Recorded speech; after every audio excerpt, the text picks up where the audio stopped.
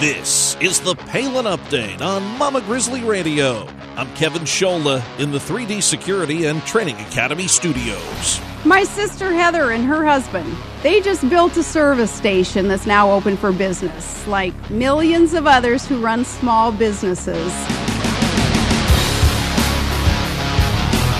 That's how the nation was introduced to Heather Bruce and her husband Kurt back in 2008. Governor Palin mentioning the Bruce family business. Today, we're pleased to be joined by Sarah Palin's sister Heather, and we'll check in on that business 7 years later and talk about an issue close to her heart, autism, during this National Autism Awareness Month. Governor Palin heads to Minnesota in support of American hunters. A brand new installment of Liberty and Legacy with Tamara Colbert is on the way from Texas. And just ahead, our latest edition of Steel Resolve with Sarah Steelman in Missouri. Welcome to the Palin Update on Mama Grizzly Radio. The Palin Update is sponsored by 3D Security and Training Academy. Learn more at 3dsta.com. We are in the midst of National Autism Awareness Month, and with that in mind, we thought it'd be a great time to speak to someone well-versed on autism. Her awesome son, Carter, is autistic, and Heather Bruce has raised him to be quite the young man. Heather Bruce, the sister of Governor Sarah Palin, and she joins us now on Mama Grizzly Radio. Heather, welcome.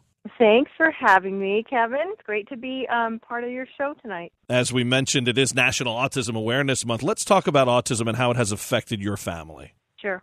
Your son, he's 20 now, but obviously, this was an early diagnosis, but not right away. Tell us, and I don't think people realize that people, maybe who don't have an autistic family member, they may think like, well, right away, but you didn't know right away. No, he was a big happy baby, almost 10 pounds, a little bit late arrival, and 20 months behind his sister. So I kind of had her developmental phases to compare him to, and I thought everything was going along pretty well that first year developmentally. A little slow in some of the verbal and babbling, but in my speech pathology background, I knew that boys talked a little later. So the first year and a half, I really didn't see a lot of red flags. And then we noticed a lot of odd behaviors, odd playing behaviors. He wouldn't participate with the other kids. And by that time, I had a little home daycare with a couple other toddlers. So here's this little group of toddlers playing with each other and engaging. And then Carter just always wanted to play by himself or under a table or under a blanket. And he had odd behaviors with his toys he played with. As we know now, classic, lining up toys, very perseverating on sounds and objects. And I still didn't even know about autism, but at 2 years when he went in for his pediatric appointment, his 2-year checkup, I said, doctor, there's just something just does not seem right compared to the other 2-year-olds I'm around, and pointed out a couple things. And at that time, the doctor said, no, I think he's fine. He seems to understand what I'm asking him to do. And I still went home with a knot in my stomach, and a couple more months went by, and at that time he started participating in a 2-year-old Sunday school class, having been with infants usually. Then he graduated to the 2-year-old class, and that's when the differences really were glaring. And thank goodness one of the Sunday school teachers took me aside one day and said, something is very different here. Is he deaf? He doesn't seem to be listening to anything we say.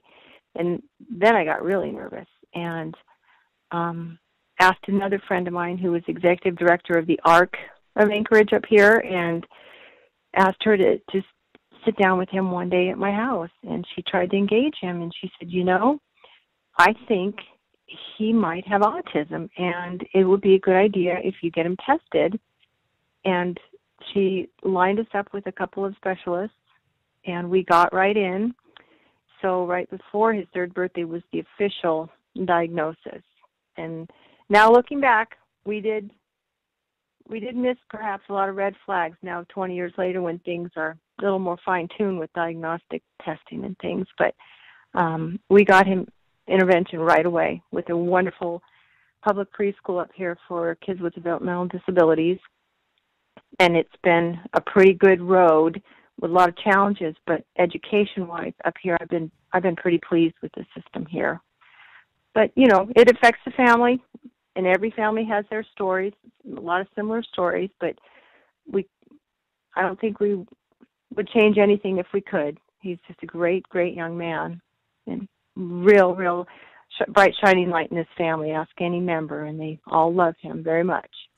Now, obviously, there are many levels of autism. Karcher has really been a great story. Graduating high school a couple of years ago, he's working at your family service station now. So stories like his, must serve as an inspiration for other autism families.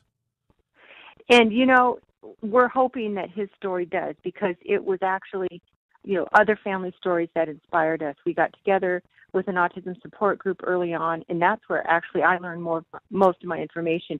I always wanted to know what to expect for the next year. In preschool, I was nervous about what elementary school would be with, so I asked other parents what to expect. And as each year before the next school year, I would really, pick the brains of parents who've been through and read a lot of books about success stories. And what I found out was you can't underestimate these kids. And Karcher has proven to us, in so many ways, we just couldn't sit back and let him do what he wanted. We had to push him out of his comfort zone. I would not have known this having not read or talked to other parents that had been through it, and those people were my inspiration. Where are we now with autism when it comes to research and getting to figure out the causes and also what we can do to fight it? I mean, I know the awareness is probably at an all-time high. I mean, my kids are young, 4 and 6, but my daughter, she recognizes that multicolored ribbon when she sees it and says, oh, that's for autism, right, Dad? I mean, even little kids know what it is or have an idea. Mm-hmm. But what about the fight against it and getting to the causes? Have we made strides? Where are we there? Well, I know the genetic, the biological aspect, it seems, and the environmental aspect, those are the areas that I think, the research is showing more and more promising results. And because it doesn't run anywhere in our family that we know about, we were wondering about this whole genetics thing. So then it was the biological. Is there something going on in utero? And so that seems to be where the research is really focusing these days and coming up, the differences in the brain development of the autistic kids that they're able to test or show or autopsy, and the actual physical differences in the brain development, that it's not, the parents' fault or perhaps lack of educational environments when they're young. It's something that they're born with. And that's where, I feel that research is going to come and make the most strides. I don't know if there's ever going to be a magic pill you pop or give a kid that, can close the gaps in the brain if the ones that they're finding these neurological differences, but at least casting this wide net too that is catching more babies and toddlers early on, because the warning signs, the red flags now can be recognized earlier too, in getting that early intervention, which is proving to be the most successful form of treatment, is just intensive early intervention or the applied behavior.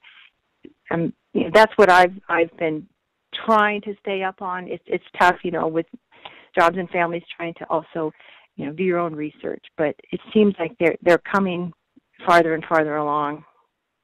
What do you make of the whole vaccine debate? Some say vaccinations have led to things like autism, while others have completely dismissed this idea, and it seems that that's the overwhelming majority now are saying that is not true. Someone who's followed it so closely, what have you thought on that issue? Well, when those first debates came out, we wondered that too, and but we always kind of thought, well, our son was born different. If he has a very sensitive neurological makeup, that if a vaccine or a flood of vaccines all at once kicked it into gear quicker, maybe that's what happened. We just didn't know. It seems that the most reputable scientific research has debunked the whole vaccine connection.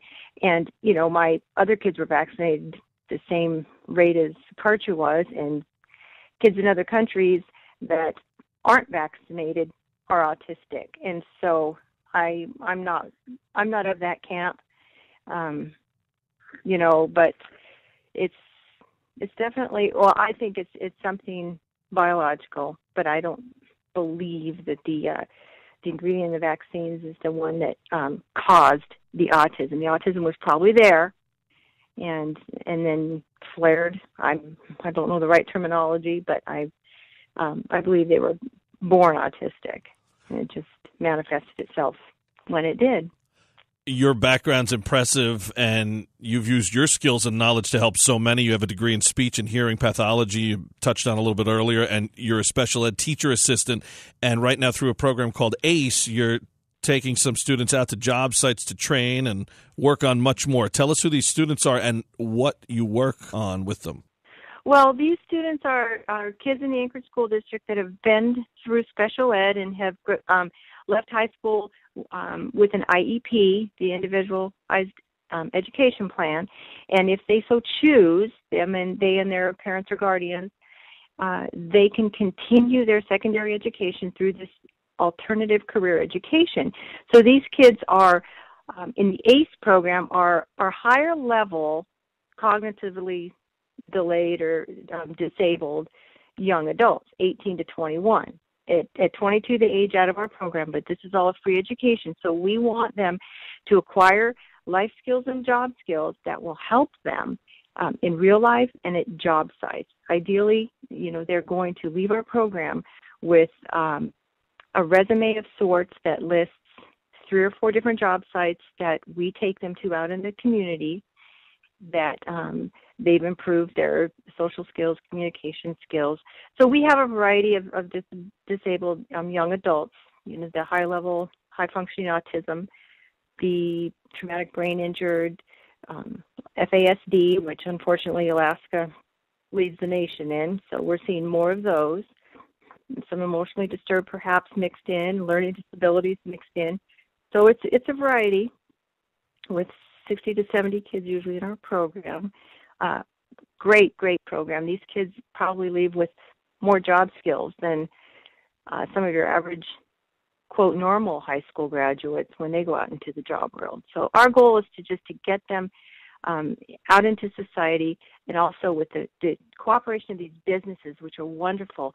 It enables their employees to see what it's like to work alongside cognitively disabled young adults and what they're capable of, because it can really be an asset to some of these businesses.